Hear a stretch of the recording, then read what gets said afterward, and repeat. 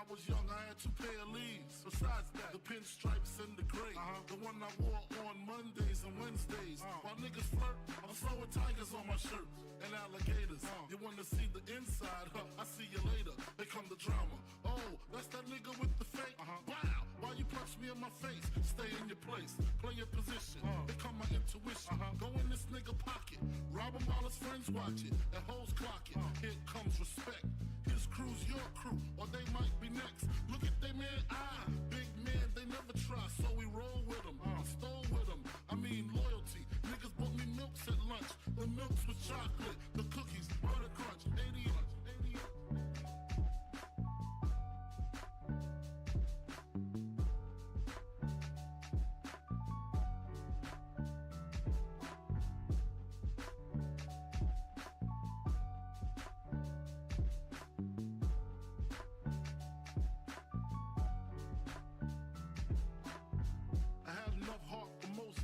long as I got stuff from most of them soft. Even when I was wrong, I got my point across. They depicted me the boss. Of course, my orange box cutter make the world go round. Plus I'm fucking bitches ain't my homegirls now. Start stacking, dabbled in crack, gun packing. Nickname Medina, made the scenes, took my Ninas. From gym class to in-glass, pass off for global. The only nigga with a mobile. Can't you see like total? Getting larger in waist and taste. Ain't no telling where this felon is heading. Just in case, keep a shell at the tip of your melon. Clear the space. Your brain was a terrible thing to waste.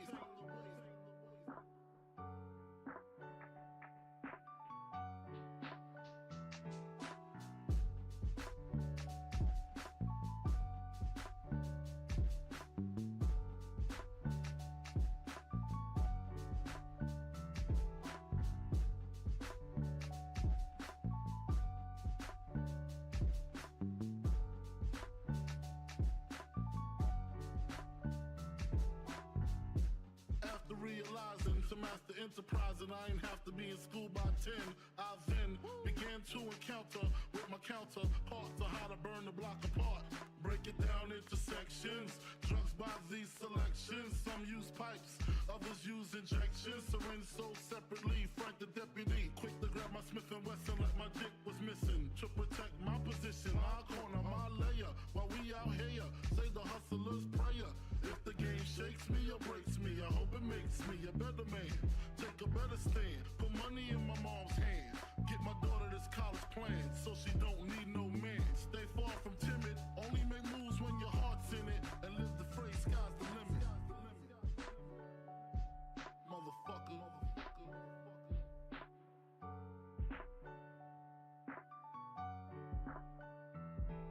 88.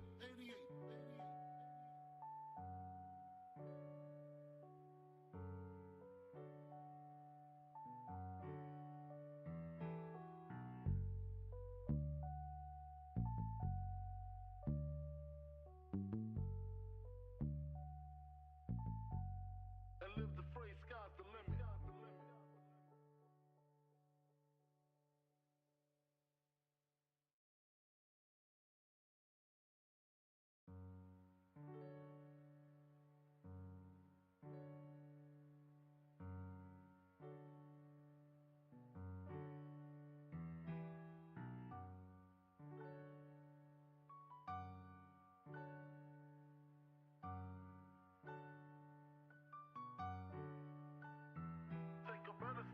Put money in my mom's hand. Get my daughter this college plan so she don't need no man. Stay far from timid. Only make moves when your heart's in it. And live the free sky's the limit.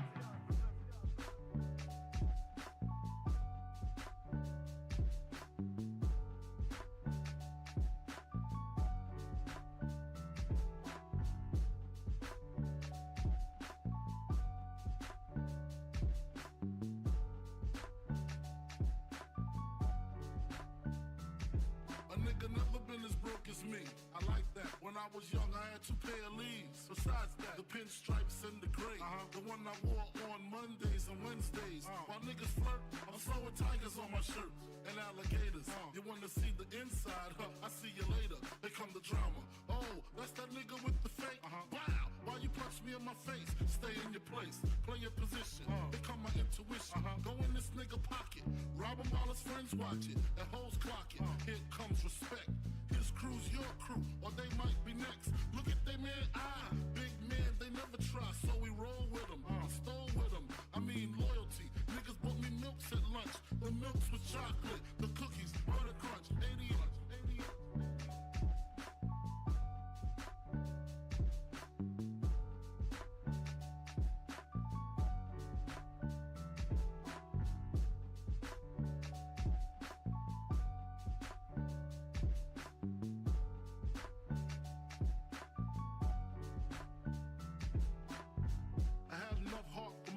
Long as I got stuff for most of them solved. Even when I was wrong, I got my point across. They depicted me the boss. Of course, my orange box cutter make the world go round. Plus I'm fucking bitches ain't my homegirls now. Start stacking, dabbled in crack, gun packing. Nickname Medina, made the scenes, took my Ninas. From gym class to in-glass, pass off for global. The only nigga with a mobile. Can't you see like total? Getting larger in waist and taste. Ain't no telling where this felon is heading. Just in case, keep a shell at the tip of your melon. Clear the space. Your brain was a terrible thing to waste.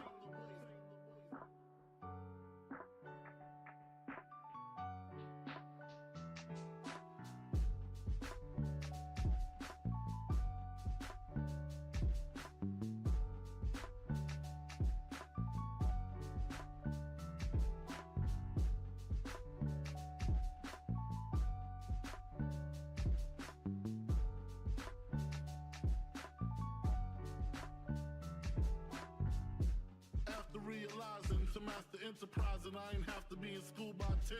I then began to encounter with my counterparts on how to burn the block apart. Break it down into sections. Drugs by these selections. Some use pipes, others use injections. Syringe sold separately. Frank the deputy, quick to grab my Smith and Wesson like my dick was missing. To protect my position, my corner, my layer. While we out here, say the hustler's prayer. If the game shakes me or breaks me, I hope it makes me a better man.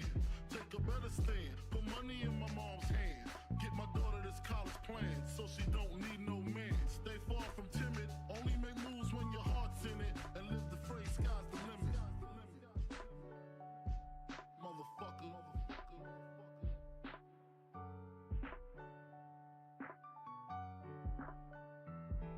88.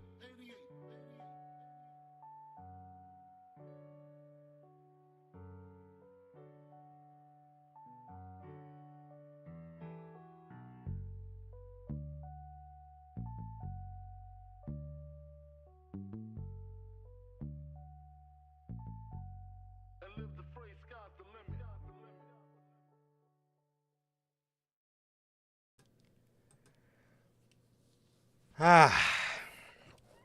Man.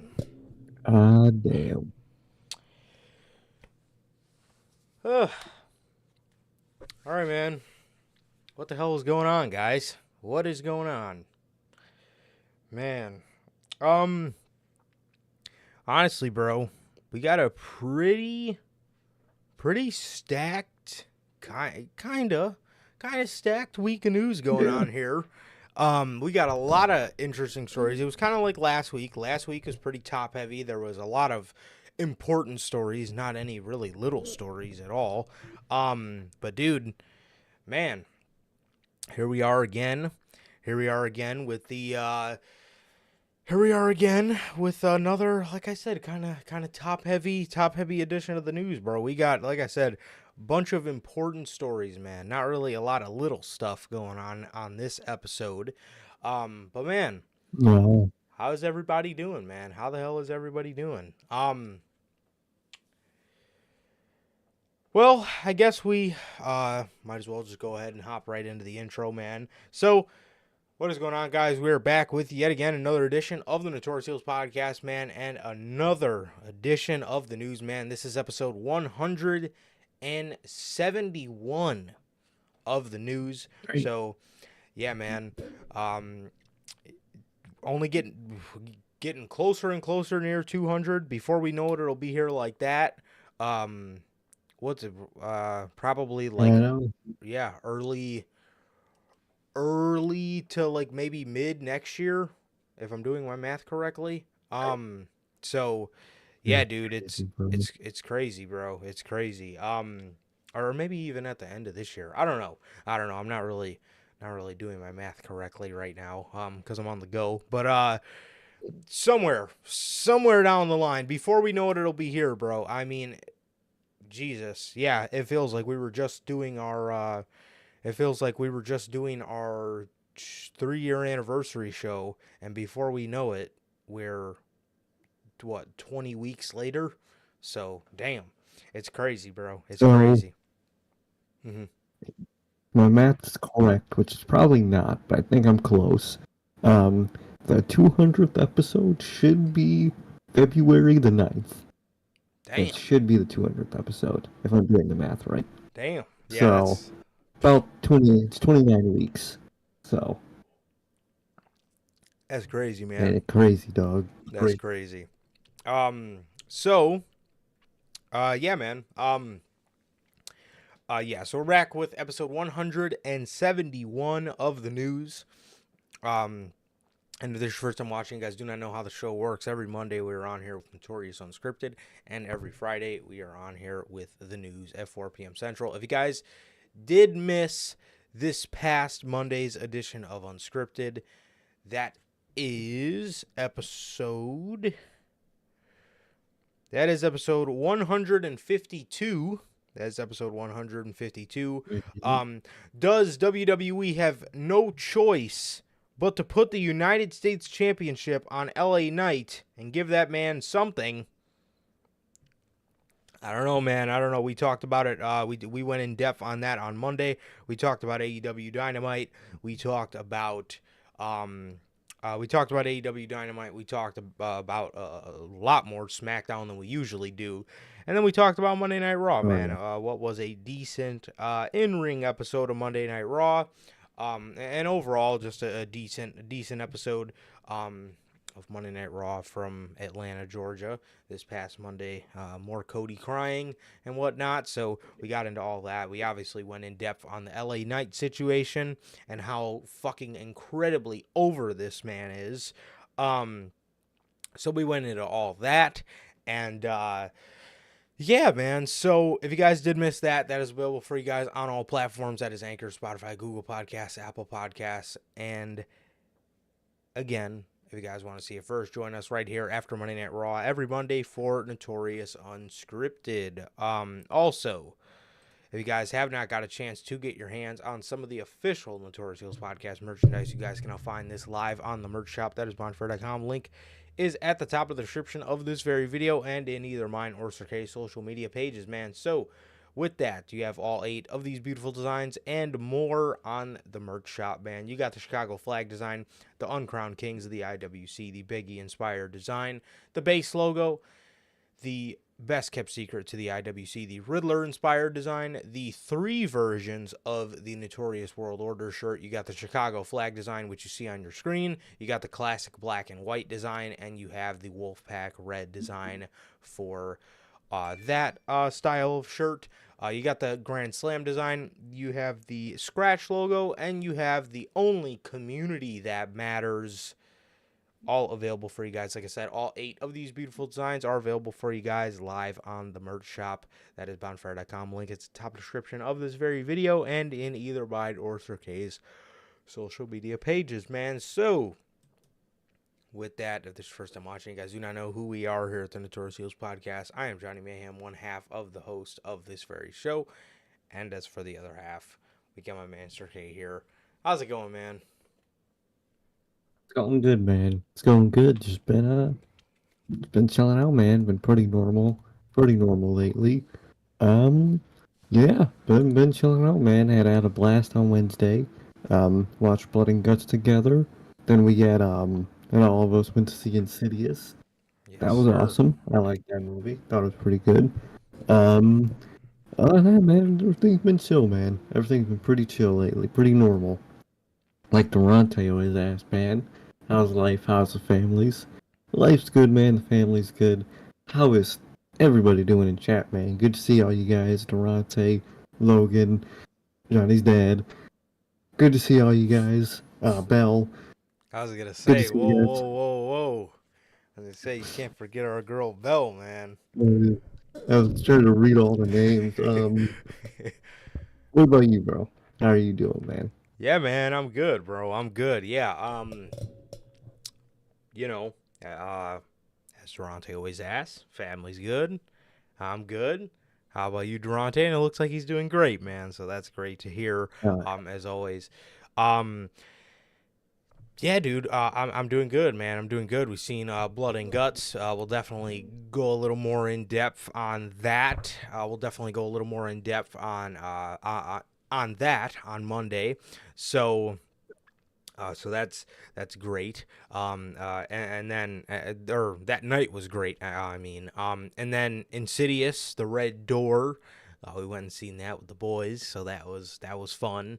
Um, I like the movie overall. I like the movie. I think obviously like everybody's complaint of it could have been scarier is that's valid. It definitely could oh have yeah, been scarier, but in terms of like the plot, I wouldn't say it was like hot ass like some people were saying. I thought they had a really good plot. I thought they told a really good story. I thought they told a really good story. Patrick Wilson is just fucking goated. That man, they every fucking role he plays, he knocks it out of the park. Whether it's in Insidious or The Conjuring, he just always does fantastic. truly, bro, truly, I really like the movie, man. I really did. Told your For ass, Dalton. for for for for sure, bro. For sure, they told a really good story, and it was very nostalgic to the first one, which I really liked because the first one was just. Man, the first one was just fucking good, man. It was just fantastic. That was one of the Oh best. no, yeah. That was one of my favorite horror movies ever. Next to like The Conjuring 2 and those movies, bro. So, man, it was really good, man. It was really good overall. But guys, other than that, bro, how the hell are we feeling about Spider-Man 2, man? They're coming for our fucking wallets here, I know. What the fuck? I was actually just looking on PlayStation Direct to see if I could find the plates and controller. I couldn't. The website kind of sucks to navigate. But It no, does. Well, I know I gotta. I'm assuming they'll put them on the website when they go up for pre-order. Oh, they're not up for. I thought last night their friend. No, Oh, okay. July 28th. Okay. July 28th. Okay, bad. Oh yeah, he did say that. I'm fucking stupid. Yeah. So I gotta wait a week. But I am copying that fucking plate and controller, man. That shit, it looks fire. I hope it's I would love to get the controller, but I probably will get the controller if it's available down the line. But for now, I just want to get me that fucking. I do want to get me both of them so bad, bro. But that Spider-Man, the Spider-Man 2 plates for my PlayStation, I wanted plates for my PlayStation so bad, but like Sony just sells colors, and then Exactly. like if people made like custom ones where you could like put your own shit on it, I would totally get like Notorious Heels podcast side plates on the PlayStation. But like, Oh bro, yeah. those Spider-Man ones are so fucking clean, man. They're so clean. And that controller, I'm not the kind of guy to like want a controller. You know what I mean? Because like normally I don't look at the controller while I play the game, so I'm just like whatever. A basic controller will meet my needs. But that fucking controller is a must get, bro. Like whether it's getting pre-ordered or whether it's down the line, I got to get that fucking controller. Like damn, that controller is fucking clean. It really is, dude. I got a cop. Bro, but as for the story trailer they put out, god damn, that looks good. I like how everybody is like it's 10 months after Miles Morales, so like I like how everybody's like got like it feels like everybody's like maturing a little bit. Fucking Mary Jane looks less like a dork. Peter looks a little matured in his face. Miles with the dread look, I love it. I love it. Hell yeah. It, it just looks sick, bro. It just looks sick, man. So that I'm just so pumped for that game. I'm so fucking pumped for that game, man. And then, man, like Harry, and there was also the little part in there where like MJ was like scared of Peter. So like it was really sick. And then what was the other thing I was gonna mention? Oh, like the wedge between Miles and Peter's friendship, bro. That I'm shit- fucking they pumped, about to box. That shit about to go nuts. dude. Oh man, it's gonna be sick, bro. That man Miles is gonna have to beat the fucking symbiote out of that man, and I'm here for it. I can't wait. So, oh, bro, and another thing to mention. San Diego Comic-Con. Well, I guess speaking of Spider-Man, they did reveal it at San Diego Comic-Con. But for the Mattel side of things, dude, knocking it out of the park, bro. Knocking it out of the fucking park. Dude, they showed...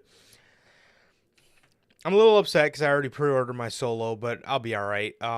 It don't matter to me. But, dude, the new, I think it was like 107, Elite 107 or 108 Solo they showed with the updated torso looks fucking cold as fuck, bro. And then the new Ultimate Roman Reigns with also with the new torso, dude.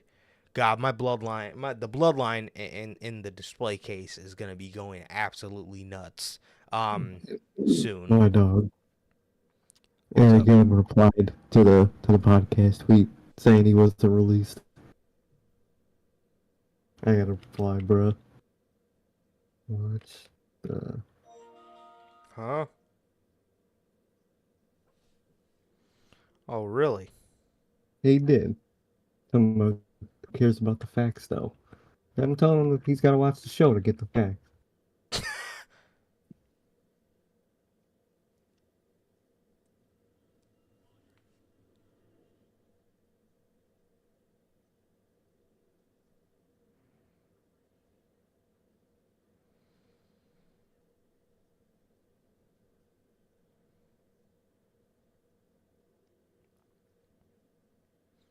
Look at that. Wow. I'm seeing it now. Hmm. Look, Mr. EY. Man. Hey, bro. We don't report the news. We talk about what we heard. So don't, man, don't be sitting here don't be sitting here trying to, point the finger at us like we're reporting this shit. That's what these boys are reporting, the insiders. So if you weren't released, hey, bro, you got to take that up with Mike Johnson of PW Insider or Sean Sapp or whoever the fuck reported it. I'm just saying. We're just here to talk about this shit, bro. But anyway, back to this fucking San Diego Comic-Con. Yeah, bro, they showed a bunch of dope-ass figures. Who else did they show? They showed the LA Knight. They showed the LA Knight Elite prototypes. They showed a bunch of cool shit, man. They showed a bunch of cool shit. And I think it's going to continue today. I think Eric Young's controlling his narrative, bro. I think he's controlling his narrative. He thinks we're the insiders, man. He thinks we're the insiders. Look, bro. Come on, dude. Nothing like nothing like wrestlers trying to bury wrestling content creators. You know what they do, man. Good old pro wrestlers, man. Never fails. Nothing like it. That's the kind of shit that pisses me off.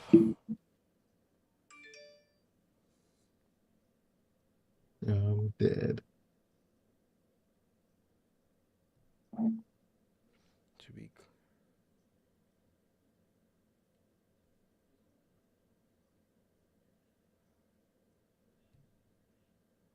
Did you see it? Yeah. Did you see what Matt Coon put? Don't tag me in this misinfo. See, bro. Wrestling tournament, bro.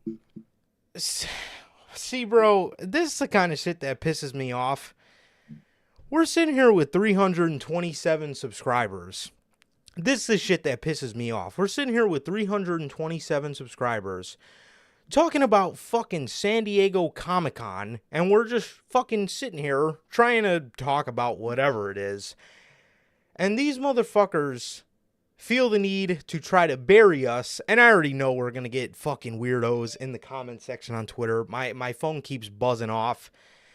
This is the kind of shit that pisses me off, bro. Like, why must you guys bury us? Like, this is the kind of shit that pisses me off. This is what I hate about this fucking community. Honestly. Oh, yeah. Honestly. Like, dude, do you know how many people... But you know how many people probably tagged him and Eric Young was released according to according to this guy or this guy? Do you know? But he feels the need to bury us. Bury us. You know, this is what I fucking hate. This is what I hate about people. Like, honestly, this community, like, bro, you don't know me. You don't know me, exactly. Okay? So don't come in my fucking stream talking about... don't tag me in this misinfo. Why don't you take that up with fucking Mike Johnson or Sean Sapp or whoever the fuck before you feel the need to come on a podcast with 327 subscribers and try to fucking bury us, okay? Exactly, honestly, bro. fuck off, dude. Like, that kind of shit pisses me off, bro. That kind of shit pisses me off because you guys have a platform. You guys have a platform and actually have the chance to have a voice in this community, and you constantly bury people. Exactly. You don't bury the wrestling journalists that you guys hate, but you bury the little content creators. See, because they want the attention that these journalists give them, even when it's misinformation, but they're not going to admit it. They love that attention. But when they see a content creator give that attention, that's their opportunity to shit on the situation, because they're not going to do it to the journalists, because the journalists will stop talking about their ass. That's what they don't want. Especially people that go to Impact. That's the only thing they have is wrestling journalists. That's the only time anybody hears about them. Yeah, nah, like I'm sorry, bro. That shit just pisses me off. Bro. Like, we've always told you guys, we don't report this shit. We talk about what was reported. So if you got a problem with anything we fucking say, unless it's our opinion, if you got a problem with a story that we're talking about, you could take it up with somebody else. Don't give me this bullshit, because nah. I fucking hate that shit about this community, bro. I hate this shit. You didn't reply, Mr. Eric Young. You didn't reply to whatever random wrestling news source posted the news. You didn't reply under them, telling them it's fake news. You didn't do it to them. You do it to us, because you want them to report on you. Because at this point, you go on Impact, bro. That's all you got. What you talking about, man? This kind of shit pisses me off. And then you got other motherfuckers wanting to chime in. This dude. What is wrong with you people, bro? That coon blocked me as goated. Eric Young didn't block me yet, so I'll give him that so far. Who fucking cares, bro? Who fucking cares? Like, work. Honestly. And you didn't even say nothing crazy to him. You're pointing out the obvious and he blocks you. That's the kind of shit that pisses me off, bro. Like, I don't know, man. Like, I told his ass to tag the wrestling journalist and he blocked me. Yeah, you ain't blocking them. Who cares, dude? Who cares? Honestly, I mean, that shit's whack as fuck, to be honest. Like, I'm gonna be 100% honest with you guys, bro. Like, any of you motherfuckers can say whatever you want about JD, but when we met JD, man showed nothing but love. I'm sorry. He even shouted us out, brought people to our stream, yet people try to villainize him. See, that's the kind of shit that pisses me off. And you can say what you want about him.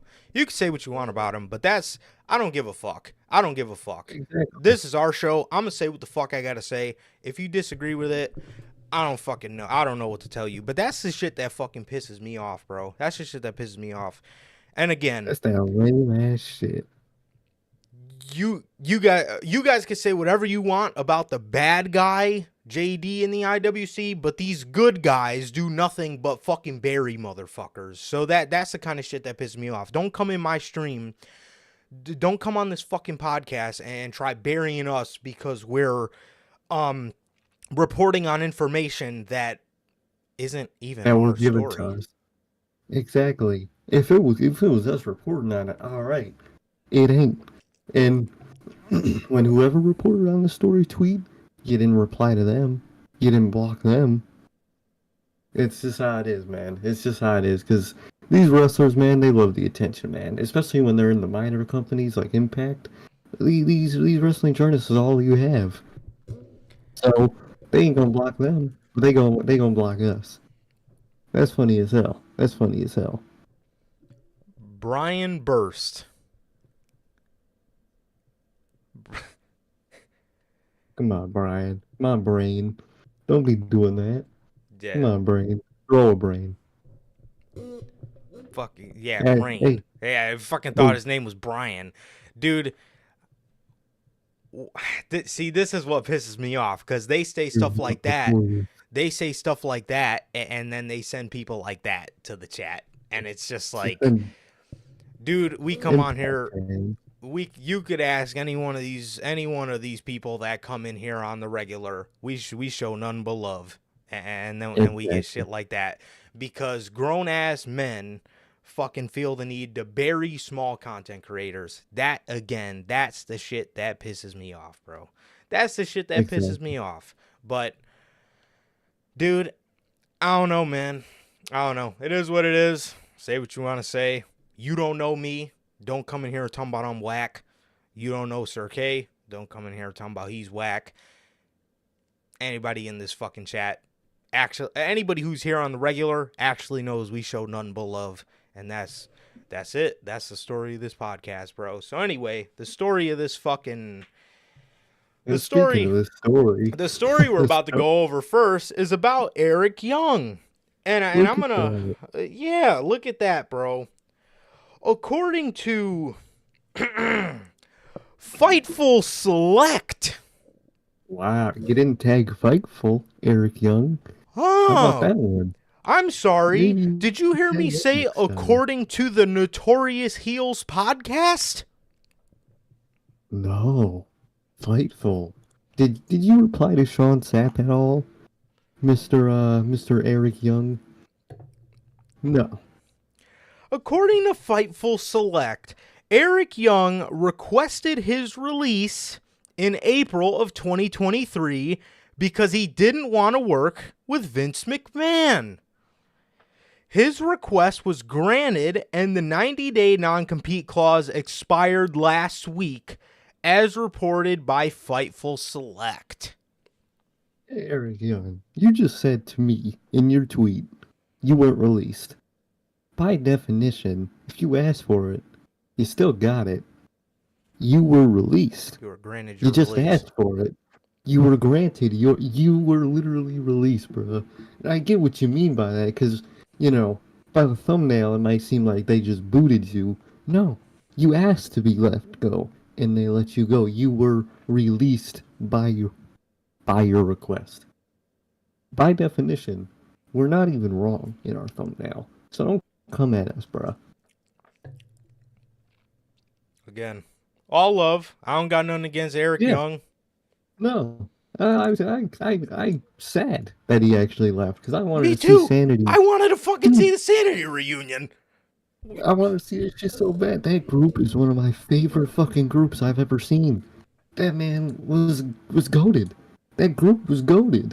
I got an Eric Young figure sitting in my fucking display case right now, and that was none other than a birthday gift from Sir K. So, I don't know. I don't know. I may have got a little hot-headed. I don't got nothing against Eric Young. I don't got nothing against Eric Young. I could see, again, maybe our thumbnail make it seem like he got booted, but whether it was a release or a granted release, it was still a release. So it is what it is. It is what it is. But yeah, bro. Golly. Yeah. This sucks. Again, like I said, this sucks. This sucks, man. So Eric Young. Eric Young, like back at like early to late last year, Nikki Cross was talking about how she had friends and stuff like that, and that was like right around the time that he left Impact. So I was under the assumption, and I know Sir K was too, and a lot of us were under the assumption that there was going to be a Sanity reunion, which fucking got me mad excited because I love Sanity. I loved Sanity. And I thought it could have been really cool. I thought it could have been really cool, man. He's fucking shit. Got my adrenaline going now. Yeah, I thought this shit could have been really cool, man. I thought it could have been really cool, but we actually have a little bit more news on Eric Young when it comes to the Wyatt Six.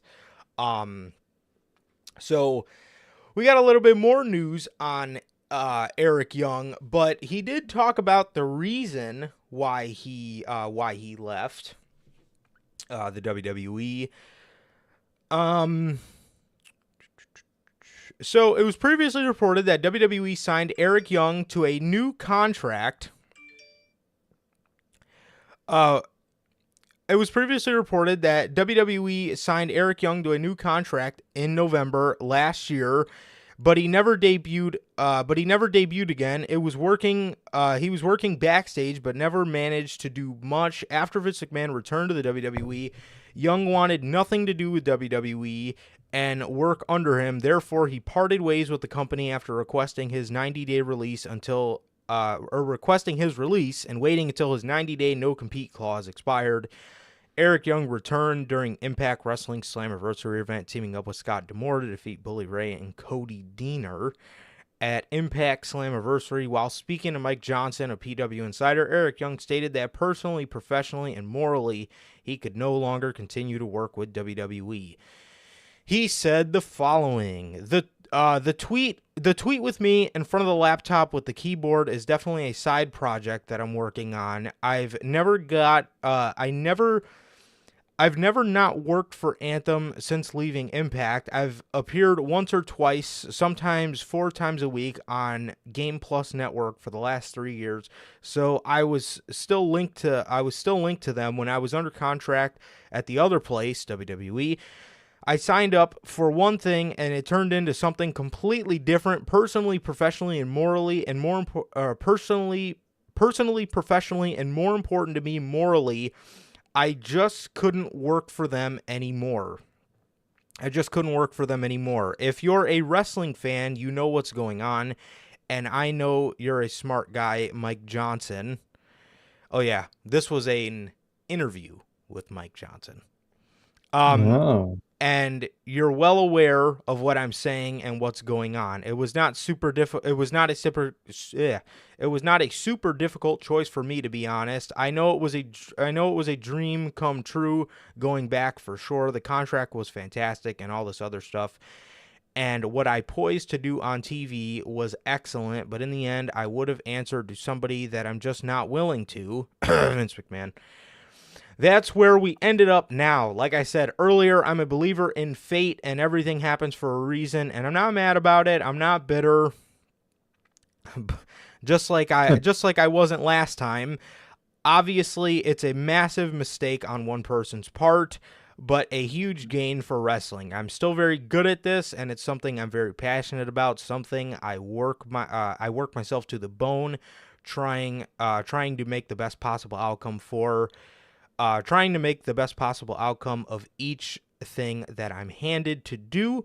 So I'm excited for the future. I'm always working on other stuff. The reality is wrestling. You can't do it forever, and there's tons of interest outside of wrestling, but wrestling is my first love, and it will always be one of my biggest passions in my life. And I think it's the perfect creative medium for anybody that loves sports, that loves cinema, and those are the two things I love most in this world.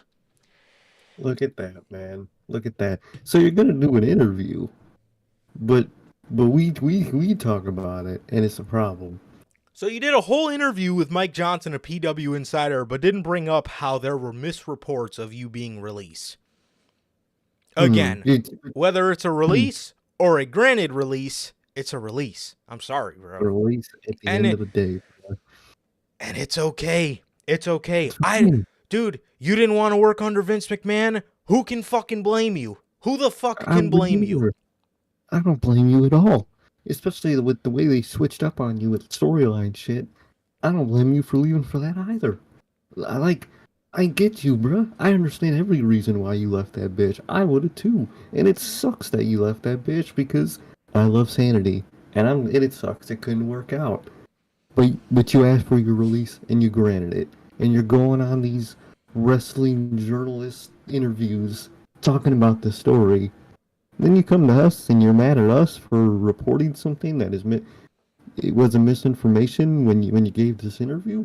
I don't think it was. You didn't say it was. At least not to their face. But you're gonna say it to us? Come on, man. Come on. Do better. Do better. Yeah, you're telling us to be better. How about not bury smaller content creators who are just trying to come up? Maybe try that. Oh, maybe try that. No, that's impossible for wrestlers. That's their target. That's their free target. Like, come on, dude. Oh, Logan, you missed a lot, bro. Golly. You missed a lot, bro. You missed a lot. All right, man. Speaking of Eric Young, again, and the Wyatt Six. So, a recent report claims that the Wyatt Six had gotten canceled.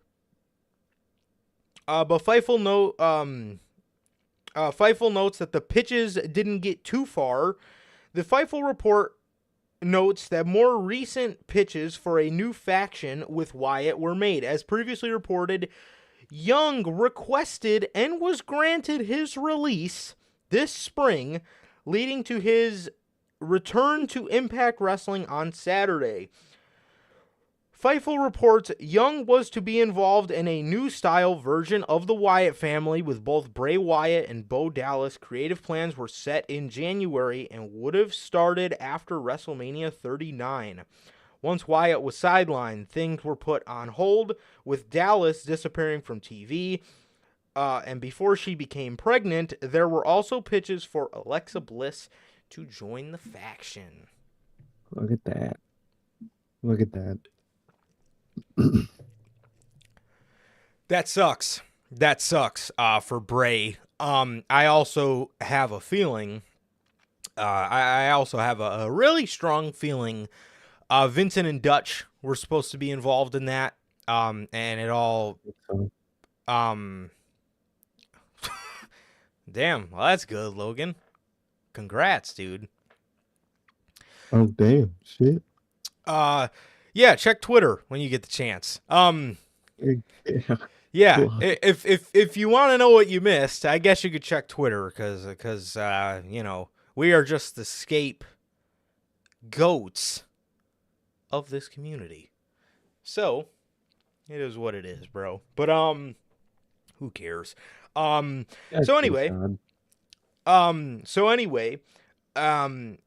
yeah, I feel like Vincent and Dutch were supposed to be involved in that somehow. They ended up not. I don't even know if they were signed with WWE, but I don't even know what happened with them. They were showing up in the crowd in NXT, and then we just never seen them again after that. And then, well, the next time we did see them was at one of the Ring of Honor pay-per-views. So it is what it is. But it is what it is, but yeah, this is horrible. This is horrible for the Wyatt Six. I think I would rather have seen I definitely would have rather seen Eric Young in a Sanity reunion, but I mean, if they couldn't get all the other people, you know, like Dane and Wolf, Exactly. yeah, I guess that, you know, that was, you know, another good option that you can go for, for Eric Young. But man, this sucks, dude. This sucks, and this especially sucks for Wyndham, for Bray, because my God, can WWE just do right by this man, for Christ's sake, bro? I mean, seriously. Dude, I think that's an impossible task to ask for. I really think it is, dude. No matter the regime, no matter look at anything in this company, that man Wyatt always gets fucked, man. It never works out for this man, and that's just horrible and so annoying to see. Definitely, man, definitely. And to be 100% honest, bro, the way everything was going with Alexa Bliss, Oh, man, I didn't want to see her in that group anyway. I really didn't. I kind of wanted them to just move on from that little story with her in the group and whatnot. yeah. I'd have rather saw Liv Morgan in that spot. Yeah, I would have rather did somebody new, especially you got the chemistry. I mean, I know there's history with Alexa and Bray, but, you have Liv and Bo's in there too. So, I think it would have made all the sense, but, I think it would have been made all the sense, but goddamn, I feel so bad. I feel so bad for Bray, man. Just completely horrible, man. Completely horrible. That I don't even know what the future holds for him. Does he come back and do something new again? Does he eventually get this group with like new people in it? What happens? We don't know. Literally. We don't know what happens at this point, man. And if any of this is a correct indication, this would be the second time Bray and Eric Young's work together got rejected, because if you remember a couple years ago when they brought Sanity up, there was rumors going around that Wyatt was supposed to lead Sanity. So exactly. That's gotta suck, man, especially if those two guys were excited about working with each other. That's really gotta blow, because Bray is a fucking excellent creative mind. I'm sure anybody in the fucking business would kill to work with Bray. And it sucks, dude. It sucks. It really does.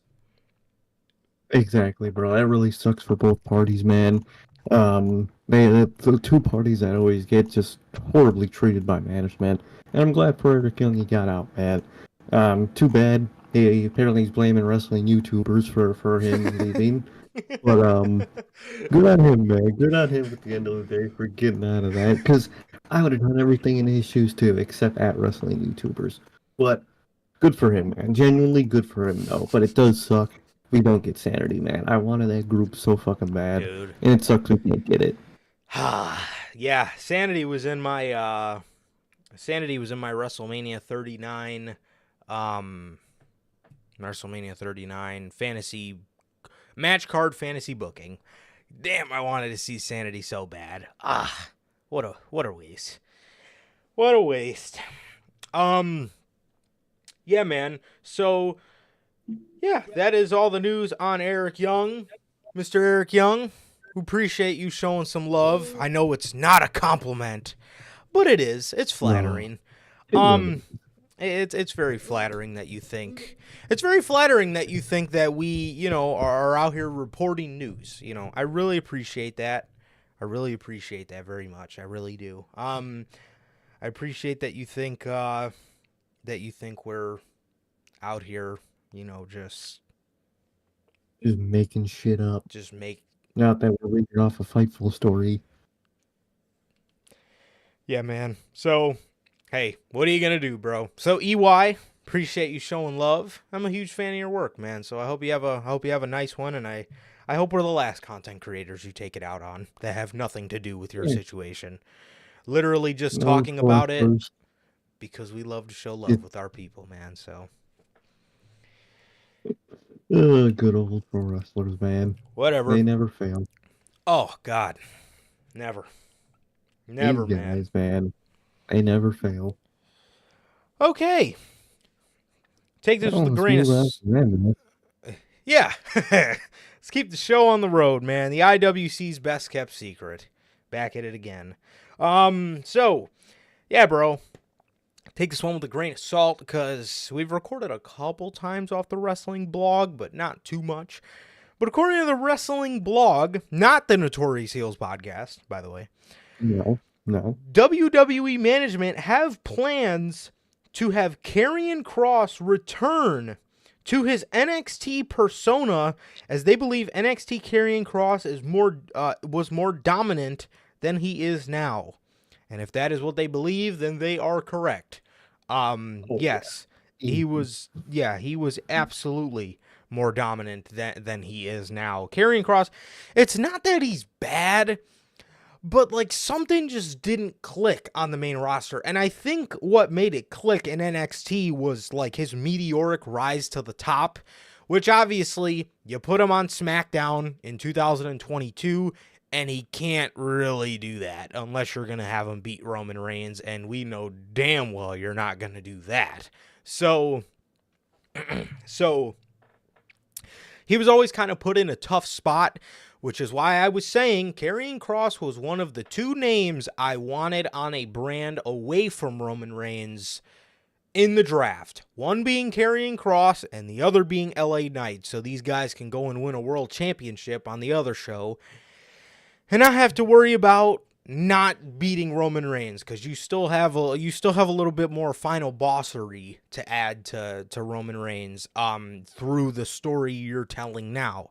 And obviously, unfortunately, all these other guys are going to have to sit idly by, and that's it. So, but as for them, I don't know what they mean by that. Like, are they talking about like his NXT look, or like, are they talking about like, because I mean, because in terms of his character, he's like fairly the same, which is why I don't really understand. It's really just a look that's drastically different, and I'm not sure what they mean by that, because like I said, his character is fairly the same.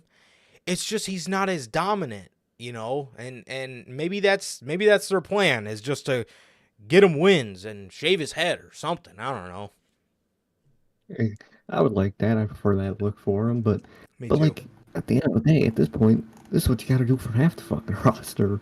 Just make them not losers. That's all you got to do.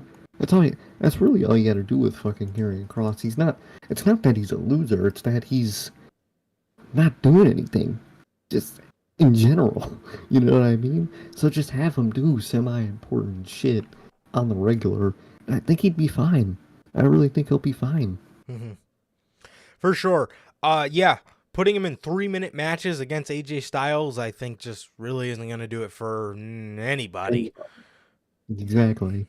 So, yeah, man. But that is the little rumor mill about Karrion Kross going back to his old persona, man, and hopefully he can make something. Hopefully they can make something out of that, man, and actually start, making him a little bit, more of a beast, like he was in NXT. But even if it doesn't come up soon, I do feel like I know it'll probably be at WrestleMania 40, but like I feel like after that, like once the world title situation frees up, I feel like then they're gonna really hit the gas pedal on Karrion Kross and have him just be a dog again. So I think so, man. I think so. Like you said, they just put him on a bad show. Not that SmackDown is a bad, but they put him on a show he shouldn't have been on, where it just doesn't work out for him. Mm-hmm. Should have put him on Raw. Yeah, not a lot of people are gonna survive on SmackDown, unfortunately, and it is what it is. It is what it is. It does suck, but I mean, at the end of it, it would be a hell of a lot worse if Roman Reigns was putting on bad television right now. But that man is putting on God television right now. So it is what it is, and I mean there is a price we have to pay, but it comes with a high reward. So exactly. We'll see how it goes for him, man. I think it'll be good in the end. For sure, bro. For sure. Speaking of Roman Reigns, the Tribal Chief, A&E is rumored to be currently developing a biography documentary on the Tribal Chief, Roman Reigns. Dude, they got this Cody Rhodes one coming up. I don't think that's A&E. I think it's Peacock, but yeah. Cody's got his doc coming up. Looks pretty good.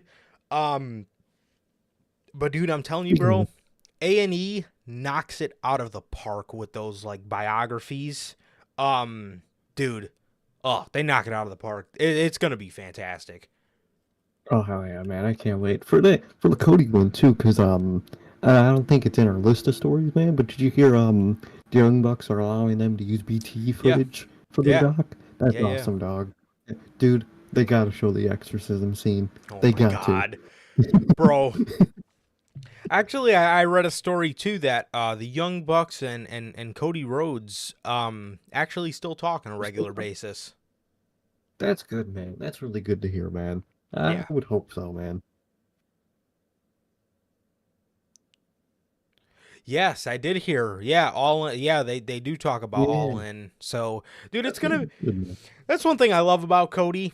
He kind of like bridges the gap, between, WWE. He kind of bridges the gap between WWE and AEW, and we do get to see a lot of this AEW stuff swoop in. I like how he hasn't let them like erase his memory type thing. Exactly. Thank God, man. For sure. For sure, man. Yeah, it's real cool. It's real cool. But yeah, dude, A&E knocks this shit out of the park. And when it comes to Roman Reigns, dude, if you have had cameras following him for the past 1,000 and some odd days, that will be pretty Hey, epic.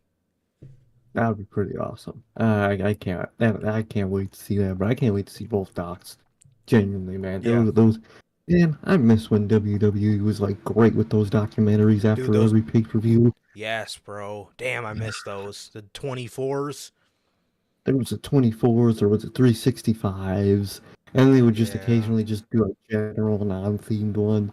They would always just be great with them shits, and they never fucking do them anymore. And when they do, we never hear about them until you just notice them on Peacock one day, and you're like, oh, I didn't know this was a thing. Fucking Peacock, man. Definitely. Definitely, man. Definitely. So,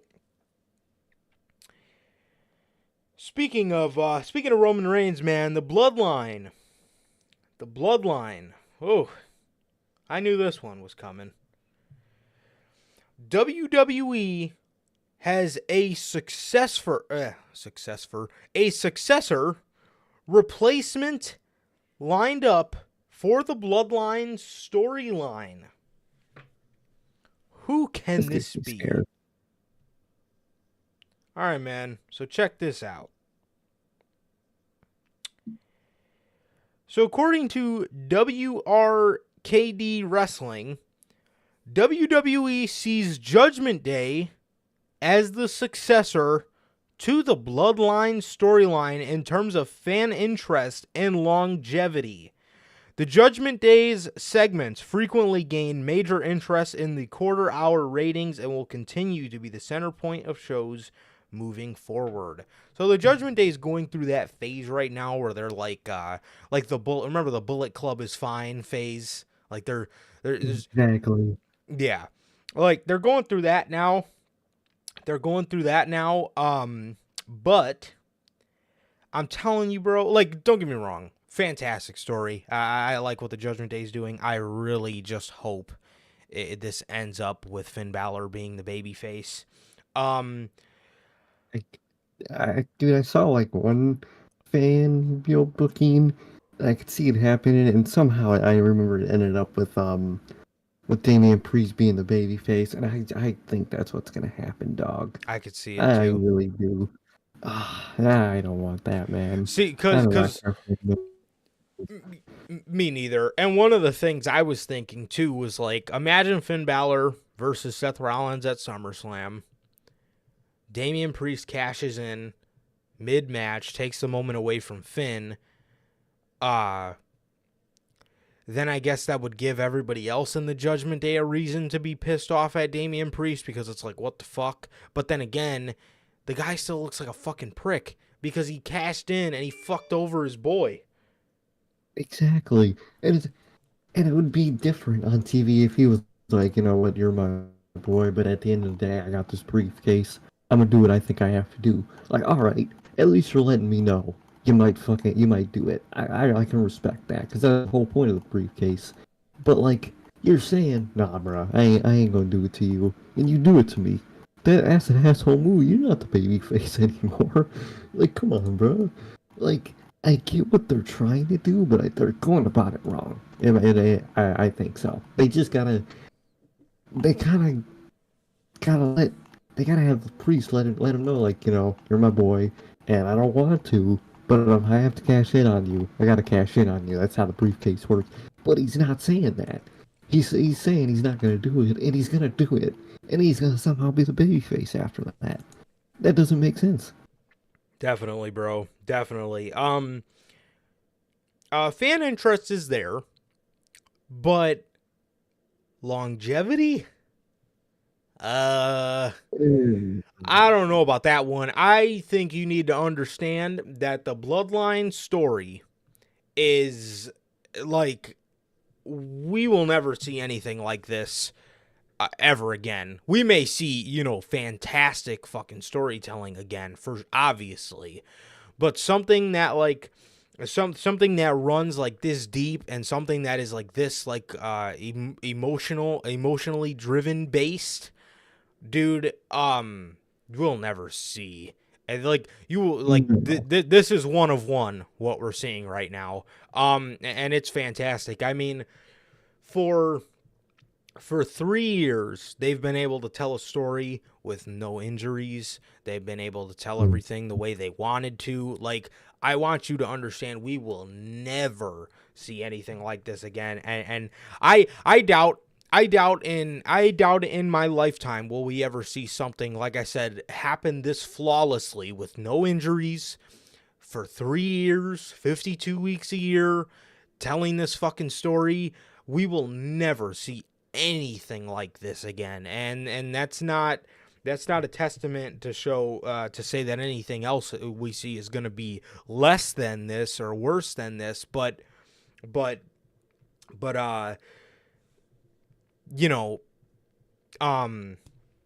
it just goes to show how great this is. It really does. Exactly, man. Look how many stories we get that are on a massive level. We know, like, listen, Judgment Day is really cool. I like the group. I like all the guys in it. All the guys and girls are all great. This, that level of story ain't there. You get a big emotional story. Dude, in the last, 6 years, how many have there been? There was Gargano, there was Hangman, and then there was a Bloodline. That's the three. That's the three big ones that happened in like the last 8 years. There's been 3 massive, super massive stories of like babyface, the whole 9 yards. There's been like 3 so far in like the past decade. I don't think they're gonna strike gold again, man. And Judgment Day is really good. I think they're gonna tell a pretty good story. I don't think it's gonna be that long and that good for the successor to the Bloodline. You won't find an successor to the Bloodline story for a good minute. 100%. For a long time. 100%. Yeah, for a very long time. Absolutely.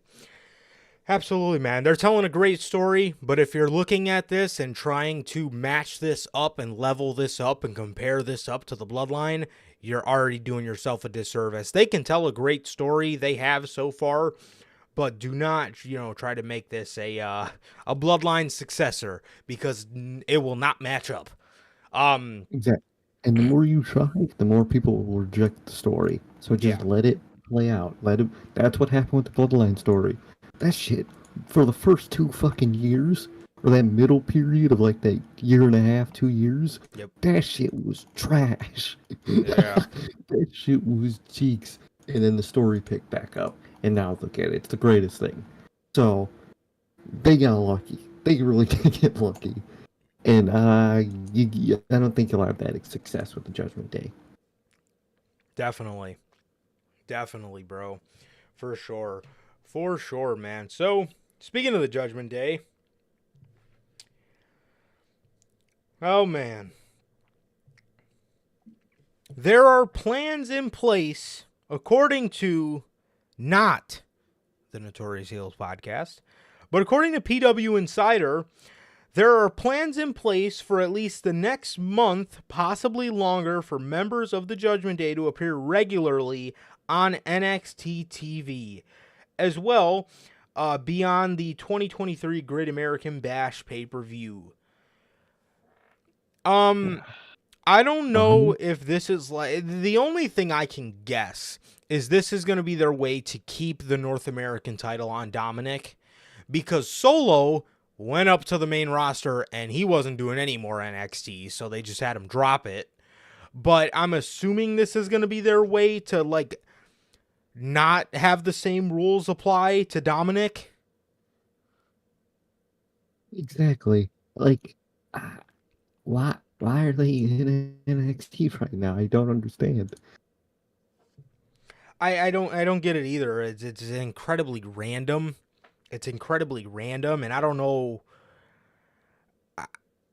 I mean, I guess in other words, you're telling us you obviously don't want Dominic to beat Gunther and take the Intercontinental title, so you're just having him go for the mid-card NXT title?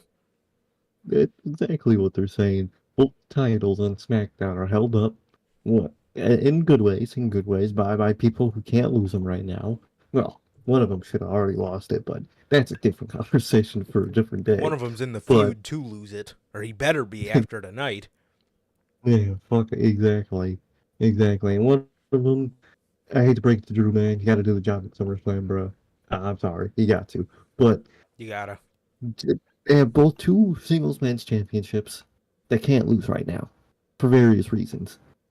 So they send his ass to NXT to win the North American title because they want a title on the fucking guy, but they can't give a SmackDown title to the guy. So they said, you know what? Send his ass down to NXT. Have a who is the get out list a North American champion? Okay. It's who? Wesley? Alright, get that thing out, Dominic. You know, that's the whole reason. The titles on SmackDown are taken, and Dominic's really good. He ain't beating neither of those guys. Yeah, Not in no, a million fuck years. no. A million fucking years. And also too, Bell brings up another great point. They did the same thing last year with the New Day, or wasn't that this year? Fuck, that might have been this year. I thought that was earlier this year. Yeah, I think Yeah. it was this year, actually. Yeah. They did it with the New Day. You know, they won the NXT Tag Team Championships, dropped them at the pay-per-view just to sell some tickets. But, you know, they're doing the same thing with Dominic because they know Dominic is a hot commodity, and that man is just a fucking heat magnet. So, you know, I get them doing it. But like, if he's on the main roster at the same time, then why the hell did you strip the belt from Solo? Doesn't make any sense, man. It really makes no fucking sense, man. No logic. At least explain it. At least they could have thrown a line with Solo like the elders had him, relinquish it so he could focus on his duties with, the fucking bloodline or something. No, they didn't even give a little ass, fake ass reason. They just, bro just fucking handed it to Shawn Michaels and left. Like, come on, bro. Yeah, for sure. But yeah, again, the only reason I could see them doing that is to, not strip the belt from Dominic like they did Solo, and then the ticket thing as well, because if they didn't have like names on there, and Judgment Day is obviously a huge name in today's day and age, but yeah, I mean, imagine if it didn't have the Judgment Day. You probably, dude, half of that fucking arena is going to be tarped off. Oh, exactly, bro. Exactly. So I guess they're doing NXT a favor, because it needs it. But still, it's at the end of the day, it's like, who cares about NXT, bro? Who cares? Let it just be developmental at this point. Yeah, definitely, bro.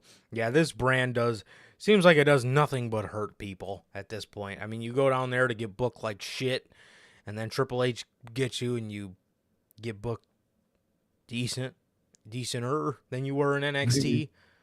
Exactly. You get booked as much. Yeah, as long as you're not bigger than the bloodline, I think you're fine. But you know how it goes on the main roster. You can only be a certain a certain level. They put a ceiling on you even still, especially if you get over by yourself and they're gonna wait till SummerSlam to push you, or until after SummerSlam to push you for some ungodly reason. Yeah. Or, you get over and make the company a ton of money through the bloodline and they think you're a fluke. So, Hey, fucking company sometimes, bro. Oh speak God. also speaking of the Judgment Day, our last story for the Judgment Day, according to WRKD Wrestling, for the time being, plans for JD McDonough to be a part of the Judgment Day have been put on hold. Was wondering what happened to all that. It seemed like they just dropped it. And he was there 1 week and he was kind of hanging around and then we just never seen him again. But my problem here is you drop this storyline. Okay, maybe we'll, figure out something to do with JD McDonough because he's fucking fantastic. No, not at all. We're just going to, we'll just have him go away. And we haven't seen him since. What are we doing, bro? What are we doing? I'm assuming he's going to be a part of when the group actually implodes. But, I mean, until then, he's just doing nothing for no reason.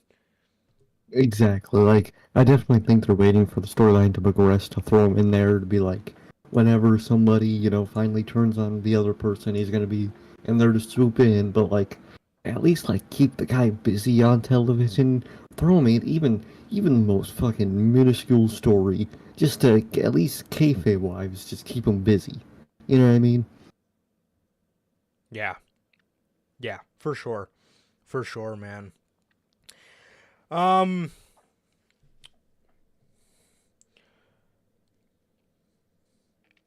WWE. All right, man.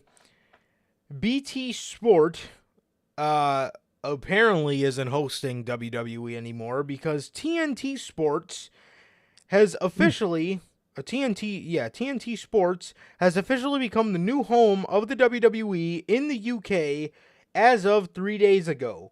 The change to TNT means this to TNT Sport is now the first network on social media to own media accounts for WWE and AEW. Look at that. That's weird, Look but at kind of that. cool. I like that. This doesn't mean they're gonna take over from, Warner Bros. They're gonna kick AEW out of TNT. Fucking wrestling fans, man. Um, I think technically, in a way, they're like different, complete companies, just under the same banner from UK and us. I know that whole situation of like UK companies and us are just so weird. Um, it's technically like a different TNT from ours. It's the same company, but completely different set of people running it. And that's cool to see, man. That's actually kind of funny. The same channel you tune into WWE, you watch AEW. That's kind of cool, man. It's like a wrestling network over there. Yeah, They just gotta get Impact, man. for sure, man, for sure. So, yeah, that is the news on WWE moving to TNT Sport in the UK. Ah, I get that. I get it, Bell. Okay, so apparently BT Oh, Sport changed into TNT Sport, so there is no more BT Sport. okay, okay. So Gotcha. what do they like buy them or something? I'm guessing. I could see that. Who even was BT Sport? I don't even know what company owned them. They might have got Yeah. bought or something. Who knows? That shit's always fucking weird. Those like media rights and shit. I never know what the fuck's going on with them. For sure. For sure, man. Um Jumping over to a little bit of AEW for a second.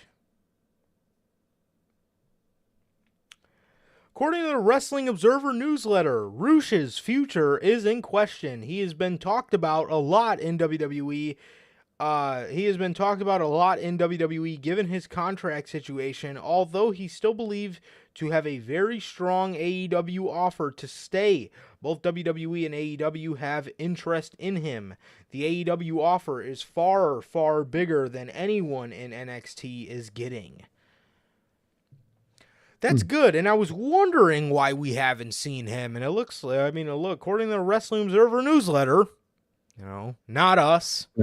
According to We gotta Dave, put, like, you know how, like, on TV and, like, shows, they'll hit, like, a warning, oh my like, god, if it's a documentary, like, we gotta do that. These stories are not reported by the Notorious Heels podcast, but by separate wrestling journalists. We gotta add one of them bitches, because apparently pro wrestlers don't know the difference, man. Apparently they don't have the fucking intrigue to, at the actual ones reporting the stories, man. We're just saying what other people reported, but not to pro wrestlers, though.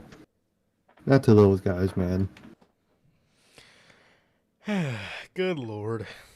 Good fucking lord, man. Yes, so I was wondering why we haven't seen the man, Roosh, and this seems to be why. It looks like he's in a little bit of a contract negotiation, or at least I don't think his contract is up, so I think that the safe bet is to say that he's, like, in the renegotiating process. So I think that's how it is right now. They could sign a contract extension, or he could wait and let it play out, and then sign with the WWE, man. And I would respect both, man. I think Roosh, because I think there was something the other day about AEW wants to, like, push the guy or something, which, for AEW that's a good 3 weeks, and then you're off TV again. But it's interesting for him, man. Because he posted a picture of him, like, it was like Me Familia, and it was him. Who's the one guy in NXT? It was Dragon Lee. Is that the one? It was him and some other dude that was in their faction on AAA, I think. But he posted, that's his family, and that got a whole PR started talking. But I could see him going either or, man. And shit, I ain't gonna lie. If I was him, I might be choosing WWE at this point. yeah, I mean, AEW's got a lot of bodies, man. They got a lot of bodies, a lot more than they know what to do with them. So Exactly. that's Especially, just have you seen what's up? Have you seen that report today that WWE wants to have a Latino world champion, like, soon, and they want, like, him to be big as fuck? Well, That got me scared for the Damian Priest situation. Yeah, God, no. Because a lot of people are saying Santos Escobar, which currently in that company right now, that's the one I would go with. Yeah. But if they get Roosh, what's wrong with having two of them, man? You know what I'm saying? So, who knows? He could be reading that report and be like, "Damn, I fit that bill. I could go in that bitch." As long as they don't put him in NXT, he'll be great. I do feel I do feel like WWE's easy answer for that, though, is just Damian Priest. They'll just slap the world title on that guy, sadly. And the reason, and I think there's so much better. You know what they said too? They said they want him to be, a huge star. That's probably why they're gonna make him a babyface. Exactly. That's genuinely, sadly, that's the path I think they're going, man. I think so too. And it's horrible, and I stand against it.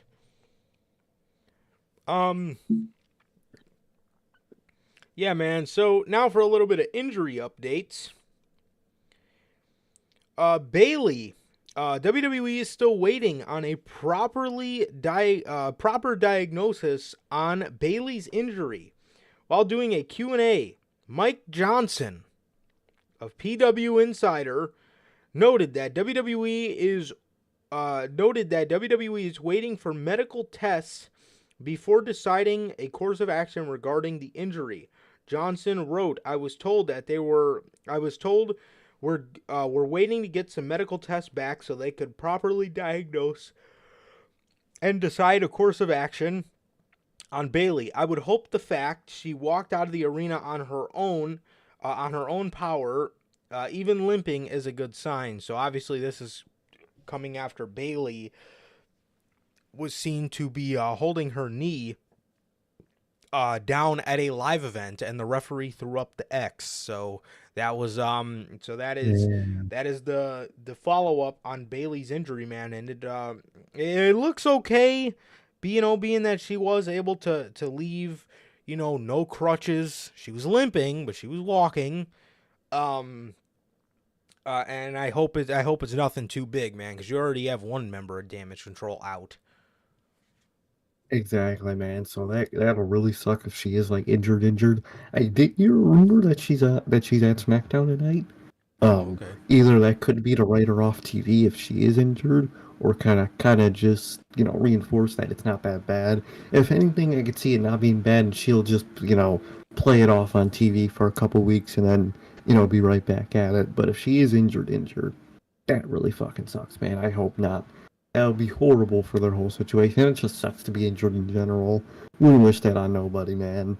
So I hope everything is good for Bayley, man. I really hope so. For sure, man. Another injury update. Bryan Danielson, the Dragon, the GOAT. Bryan Danielson gave an injury update on his forearm. He says also, to give everyone an update, before AEW Dynamite, I got surgery on my arm about 2 weeks ago where they put a steel rod and 9 screws. Surgery went well. I'm on the road to recovery. Thank you all for the support, and check out #Blood and Guts tonight. So not really a timetable, but a little bit of an update, and I'm glad everything went well for him.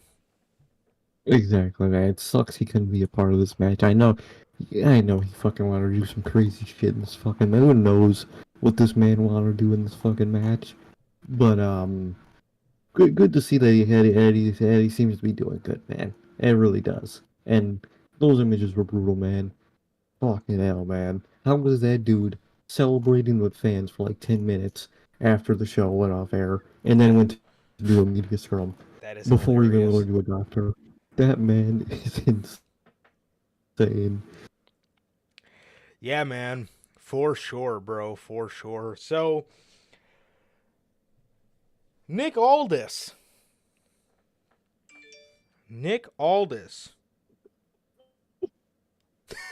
Thank you, Logan. Exactly. Thank you, Logan. Thank you. According to PW Insider. All right, Nick. Chill out before you want to tweet at us.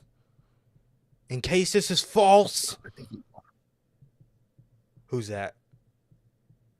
I think Eric finally blocked me. Fucker. Oh, no. Yep. Darn.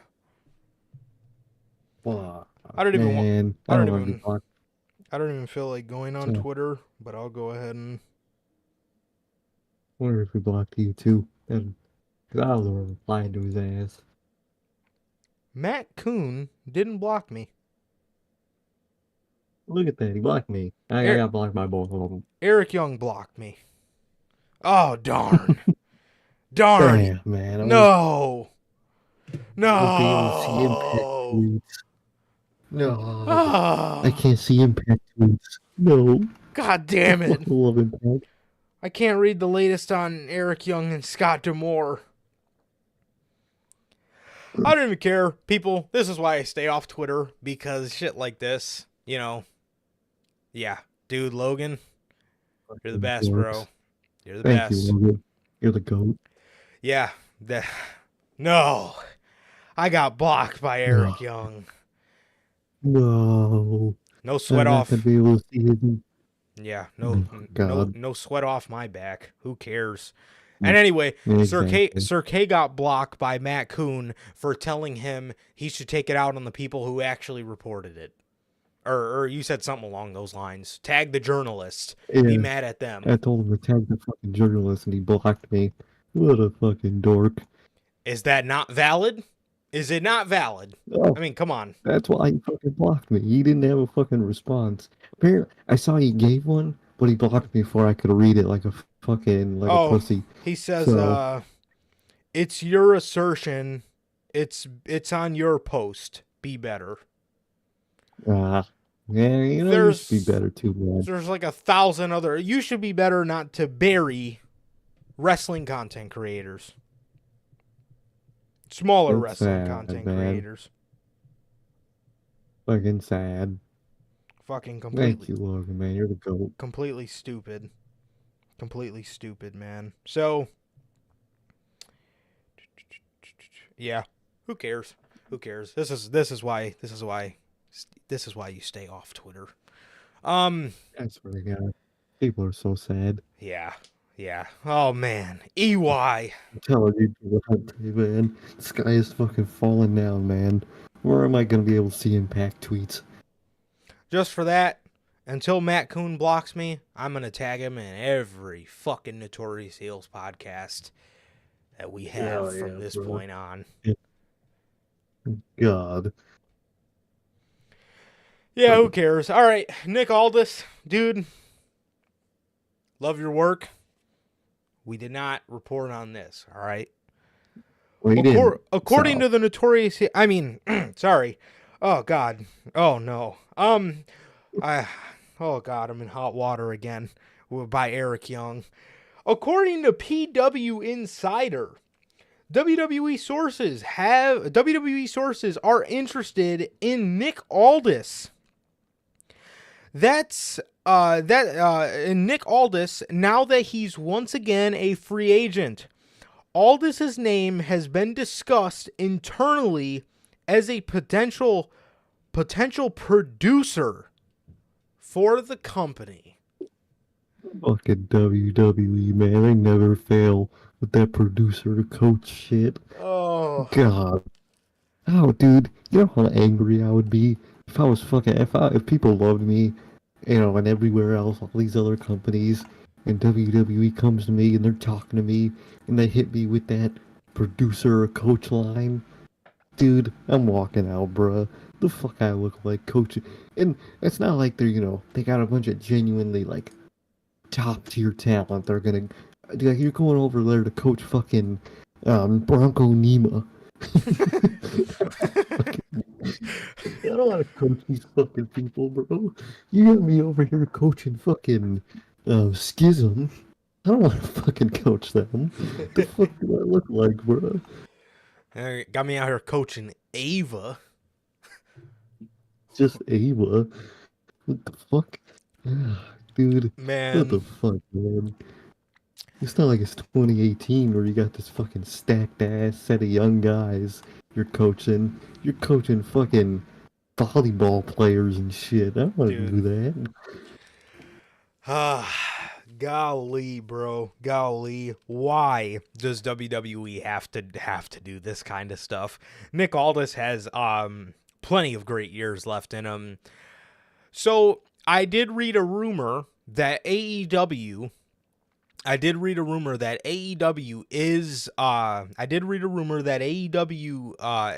he is still juggling between AEW and WWE. I don't know, because it says potential producer, if they like do want him in the ring, but like, you know, after he turns 40, like LA Knight, they want him to be a producer because he's too old, apparently. But apparently. yeah, I don't know what that means, or I don't know if they just want to bring him in as a producer from the jump, because if that's the case, if you want Nick Aldis, the only chance you have is to, you know, obviously make him a talent, like I'm assuming he wants to be. But exactly. Even at that, man, does he go to AEW? I don't know. For his sake, at this point, I hope not. For his sake. There's a lot of bodies over there. Maybe he can hang out in Impact with EY. Maybe he can get EY to unblock us, man. I'm still really upset about that. So breaks my heart, man. It really does. But Dude, if I didn't give a yeah, fuck when CM Punk blocked me, there is no chance I have of giving a fuck when Eric Young blocks me. I'm sorry. dude, we are blocked by the GOAT. Anybody else blocking me, I don't give a fuck, dude. The only other person I would ever care if they blocked me is Tony Khan, man. That man ever blocks me, I'm a drop, man. But as long as he doesn't, I'm fine. Any fucking Impact guy that blocks me, trust me, no sweat on my part. But yeah, dude, it's annoying for Nick Aldis, man. You work your ass off, make a name for yourself. People know you like crazy, and WWE just slides you that contract, and you just read producer. And the thing is about WWE, even if he was gonna go in and to be, an in-ring guy, dude, one injury, and that company will fuck you, man. You're an Yeah. instant producer at that point. That's why I'm scared of that LA Knight. That man can never get injured in this company Yeah. because the second he gets injured, that's to Vince McMahon and them. That's proving them right, quote Yep. unquote, for See, them. he's too And old. Yep. he's too old. His body can't handle it. You know how those fucking guys work, man. So it sucks for Nick Aldis that they want him in that type of position. But if he can, if it can work out, if I was him, I might choose WWE at this point. Like I've been saying it, we've been saying it for like 2 years now. AEW's bloated. Um, and genuinely, unless you're a crazy massive name or good friends with one of those guys, I wouldn't go there right now. Yeah. Yeah. Me neither. Yeah. Until they can level their own roster out. There's a I'll just avoid them. little slim chance I have of going there. In my opinion. Um. Exactly. Same. All right, man. The tag team championships. According to the wrestling blog, there is supposed to be a new design for the WWE Tag Team Championships before SummerSlam. Mm. Again, take this one with a grain of salt. But, yeah, man, this is the rumor. And, yeah, I've definitely felt like they needed it for a little bit since they've been, like, changing all these titles from, like, a red and blue theme to, like, just, like, the traditional, like, gold, which is obviously, like, great. But yeah, I definitely think we're due for some new tag team championships, bro. We've had these designs for 13 years, so Right. Yeah, yeah, it's time to get some new. And please don't just recolor them. Don't yeah, just fucking make it gold and black. yeah, And just please don't. Please yeah, don't. yeah. We've Make a had new. these. Yeah, we've had the although the edits I do see look pretty nice of like the They black look and good. silver or the black and gold. Let's just do something different. Let's just Exactly. I was about to say that, Bell. Are we gonna get these new belts tonight? By SummerSlam. That's in like 3 weeks. yeah, exactly. Yeah, we're literally 2 weeks away from the show.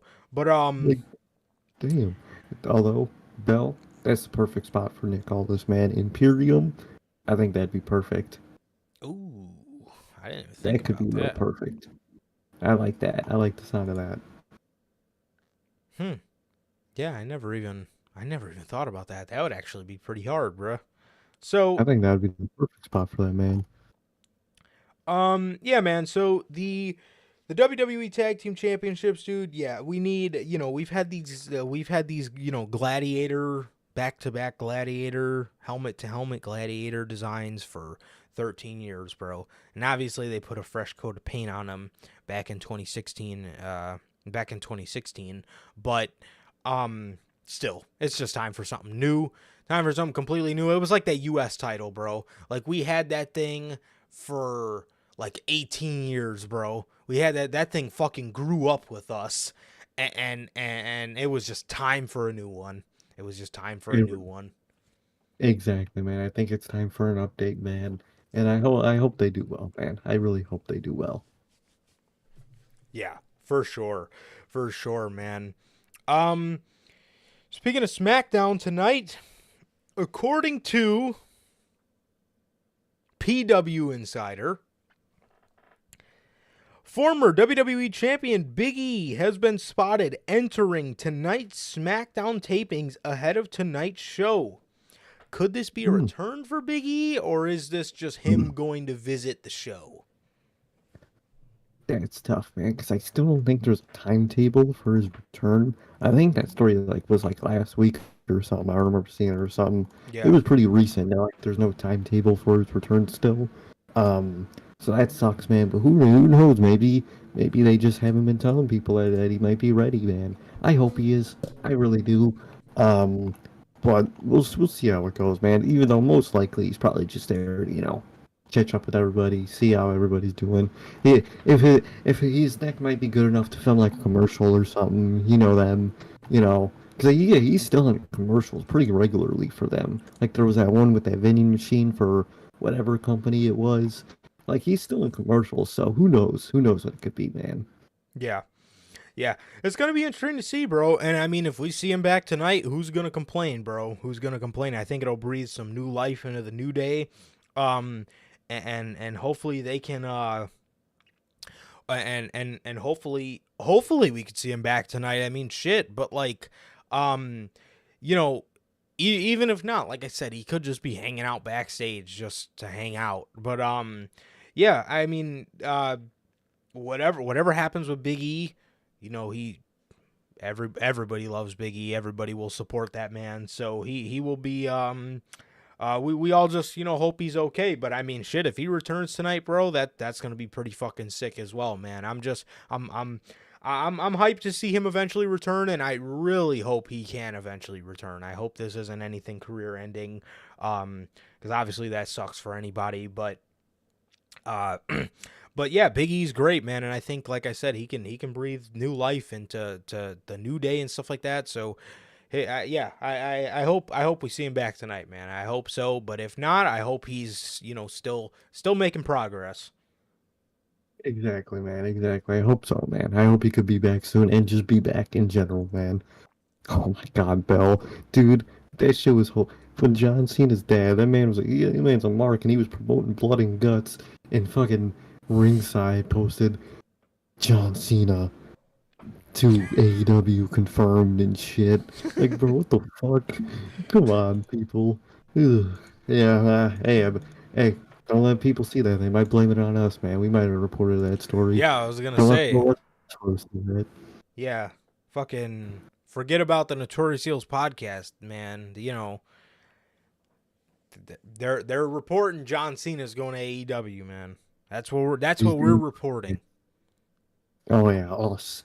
I texted John Cena and asked him, man, and he told me that he's going to AEW, man. So, yeah, literally, right straight from my mouth, man. Report that source. Yeah, man. And as for our final story of the day, dude, This shit pissed me off. According to Dave Meltzer, not us. According to Dave Meltzer in last week's Wrestling Observer newsletter, WWE always knew and believed that Sami Zayn's rise to the top of the card was a fluke and that he wouldn't last as a main event talent. The report also states that WWE are booking him with this in mind. Therefore, it was not seen as a big deal for Finn Balor to get the win over Sami Zayn despite his role in the main event of WrestleMania.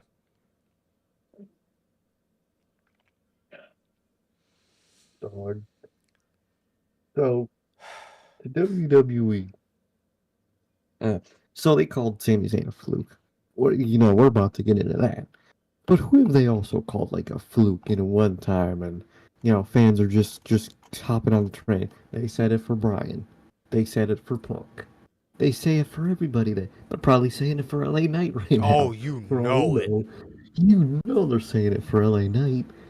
And every one of these talents that they think are a fluke are genuinely top guys that the fans just happen to notice at that point because they're doing great or telling a great story that these guys are the guys. But WWE doesn't want the guys. So they're a fluke. Get the fuck out of here, man. God, that shit pisses me off so much. Dude, so Sami Zayn going out of WrestleMania proved to you that you are wrong. Because what does Sami Zayn still get to this very day every time he comes out? He is a baby face. They made a baby face that people actually like to cheer. Look at that. Look at that. If Cody is the baby face for the children, Sami is the baby face for everybody. Dude, Exactly. A fluke. And it wouldn't last. I want to ask, what in the world did you think was going to happen when you started this Bloodline story? Like, What you think was gonna happen? the story of Sami Zayn rising up above all this and standing his ground and just becoming a massive a massive lovable baby face. What did you think was gonna happen? Yeah. Honestly.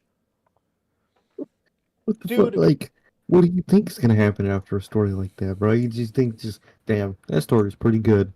Anyways, man, you know who I'm excited for? Damian Priest for some random reason. Like, what? That's not how fans work. A fluke doesn't get one of the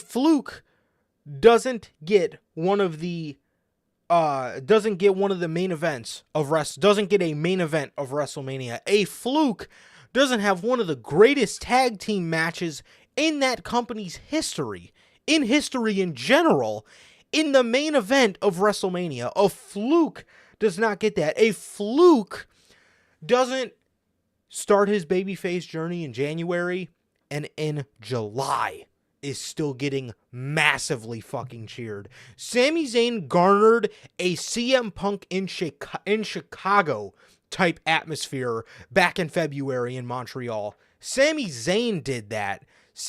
Bell says it in the comments right here. Sami Zayn put himself where he is. And the fact that they think if they think this about Sami, I can only imagine what they think about LA Knight.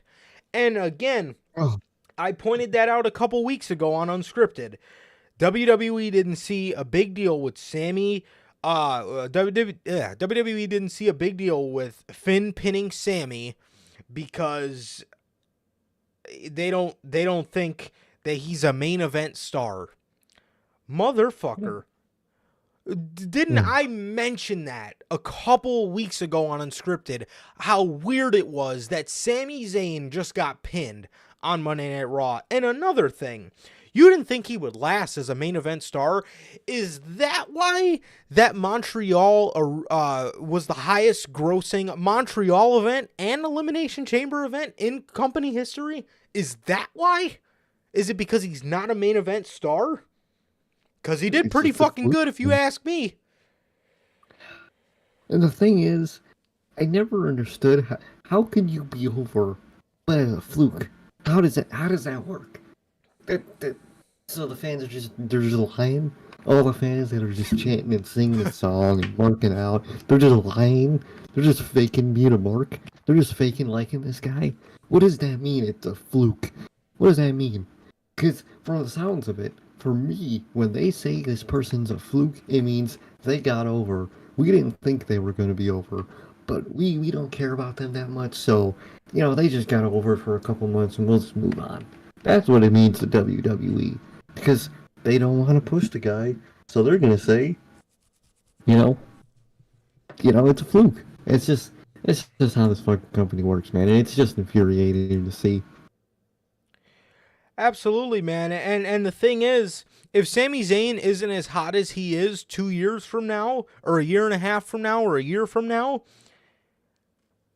right here gives you all that you need to know.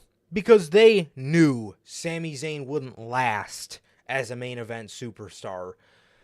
He's not going to last if you don't give him the opportunity and the tools. But what has he done? Since you put the tag team titles on him, You gave him an opportunity to be in a tag team and showcase his tag team potential. And what has he done every fucking time? What do I say? What do we talk about every week for Monday Night Raw? Now, absolutely, I do talk about how it's the same crop of guys in the main event every fucking week. But what do I always say about the in-ring quality of the match? Another Sami and KO banger. 9 times out of 10, that's what I always fucking say. And I want you guys to understand how amazing this Raw main event, men's main event division is going to look after Sami Zayn and Kevin Owens break up or turn on each other or whatever the case is. If Sami Zayn doesn't eventually get that World Heavyweight Championship, they're leaving a lot of money on the table. And that is another thing I don't get about people getting over on their own. Sure, The Office may not like it, but you are willingly leaving money on the table for a Sami Zayn World Heavyweight Championship run. Exactly, dude. Exactly. It's very sad that this company is still like this, man. Get over. And even it's like with LA Knight, that one can be more random. I mean, at the end of the day, he's over. Push him. But with Sami Zayn, you literally booked this guy to get over, and he got over, and you're shocked he got over. What? What? Dude, I don't understand this company, man. I really, genuinely do not understand this company. Dude. Yeah, it's just still completely ridiculous that this company is still like this, bro. Yeah, what a fucking mess. What a mess, It really man. is, dude. And yeah, everything about Sami Zayn that was said, dude, they couldn't be more wrong about one of their real top stars of their company. They really couldn't. No, they exactly. It's just infuriating. Companies still like this, man. No matter who it is, no matter the regime, no matter who gets over, if they didn't want it. Which the Sammy one is so infuriating because what did you think was gonna happen? Who do you think was gonna get over in the Sami Zayn stuff? Seriously. You thought everyone would just hate Sammy and want him to get like beat up and just booted out the group? Apparently, from the way it sounds. Yeah, I mean, good lord. Yeah, I don't get it. I'll never get how this company can be so willing to leave so much money on the table just because they don't want something that is organic, which organic shit is always the best shit when it comes to pro wrestling. So I don't know, man. I don't know. So yeah, man, that is everything we got. That is everything we got here today for you guys. That is everything we got here today for you guys, man. So after a whirlwind of an episode, we made it out and we put on a pretty good fucking episode, if I do say so myself. Dude, people. Well, I just had to fucking reply to a different idiot, man. This dude says, Fightful reported that he asked for his release and was granted, not that he was released. Huh? That's it. Dude, It's a release. that's what I literally had to reply to him. If somebody asks for their release, it's granted. They were released. That's how a release works. Oh my god, dude. At this point in the title, we should have just Eric Young granted release because people don't understand what that means. Apparently, Are they you really fucking don't. stupid, man? I mean, They are seriously. fucking geeks. The fuck? And then I seen another guy complaining that we kicked him out. No, our fantastic mods did it because we don't like negative bullshit in the chat. So props to you guys. I don't know which one did it, but you guys are the fucking best because all that bullshit. Thank you, Bell. Thank you. Because Bell knows it, Durante knows it, Logan knows it, JT knows it, everybody fucking knows, never do we come on here to misspread information, because I could have been on here and said Eric Young was fired by WWE. They canned him. No, we read a story that said Eric Young was granted his release. Like everybody but my God, I missed one word in the thumbnail. Dude, go fuck off, bro. Yeah. Honestly. Literally, dude. There's a difference between being released and asking for it. It's still a fucking release. And it's the thumbnail. I guess we did our job. The thumbnail's supposed to hook people in. I guess we... It's fucking idiot. Dude, if we would have put fired in that thumbnail, I think Eric Young would have cried. I think these fans would have cried. Because holy fuck, they don't know how words... He didn't get fucking fired. He didn't get released. He asked for his release and it was granted. No, man. So he got released. I mean, everybody that knows us knows we're not your typical community, bro. We're not your typical fucking community, man. We're not the kind of people who are going to come on here and bury the people that listen to them. I swear to God, I will make it my personal mission. If we ever fucking blow up with this podcast, dude, well, not 9 times out of 10, 100%, all you guys are coming with us. So that's a given. I will never. If I ever see and again, watch the show first, and if you think I'm a dumbass, then you can bury me. We are two of the most genuine people on this fucking platform and have one of the most genuine shows and have a genuine connection to the people that watch us. You don't fucking know me. You don't know me, so don't try to fucking bury our content and what we do and what we've spent 171 weeks of our lives dedicated to. So fuck you, and I don't give a fuck how these motherfuckers got famous, because we all know some of it's a little shady and it has a lot to do with other people you know. So don't even fucking know. Don't try to bury us when you have a following because of Dax. I'm sorry, but it's the truth. It's the fucking truth. And what really pisses me, sorry, bro. What really pisses me off, I used to watch that show, and it was a very, very good show. So before you want to come at my work, you know, let's take a look at why people watch your work. I'm sorry. I don't mean to disrespect, but don't disrespect me. Exactly. What were you saying? I was gonna ask in the middle of the show, like, I remember who Macoon was, but I couldn't like pinpoint of what he did, and you just reminded me. He was literally just a guy on Dax's podcast. That's all he is.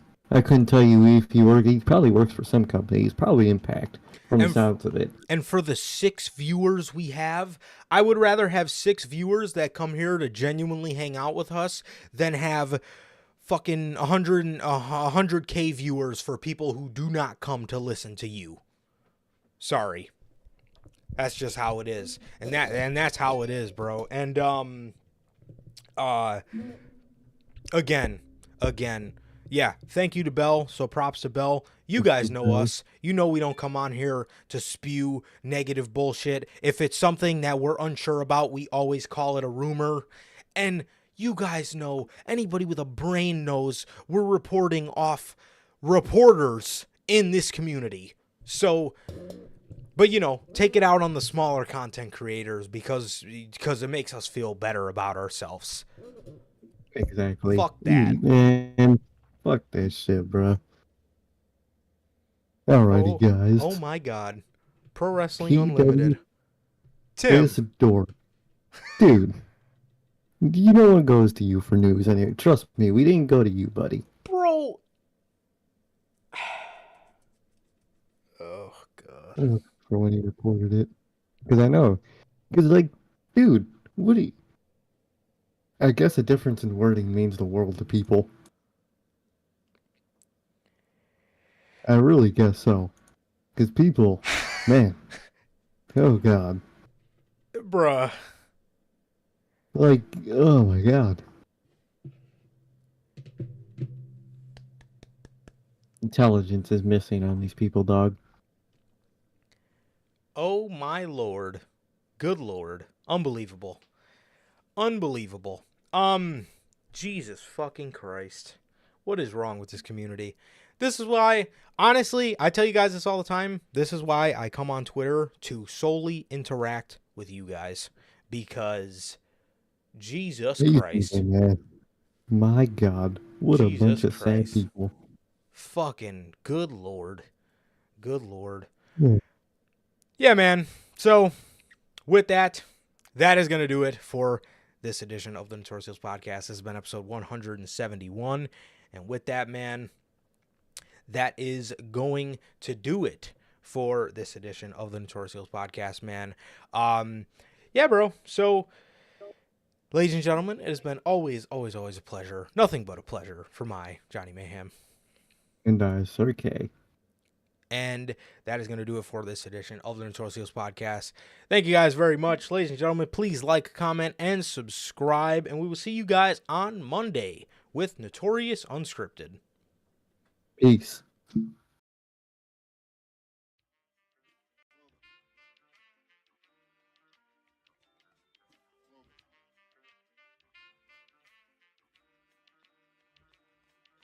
I used to get deals on the bitch. Now I throw shields on the dick to stop me from that HIV shit. And niggas know they soft like a Twinkie fillin', playing the villain, prepare for this rap killing. Biggie Smalls is the illest. Your style is played out like Arnold, and that's what you talking about, Willis.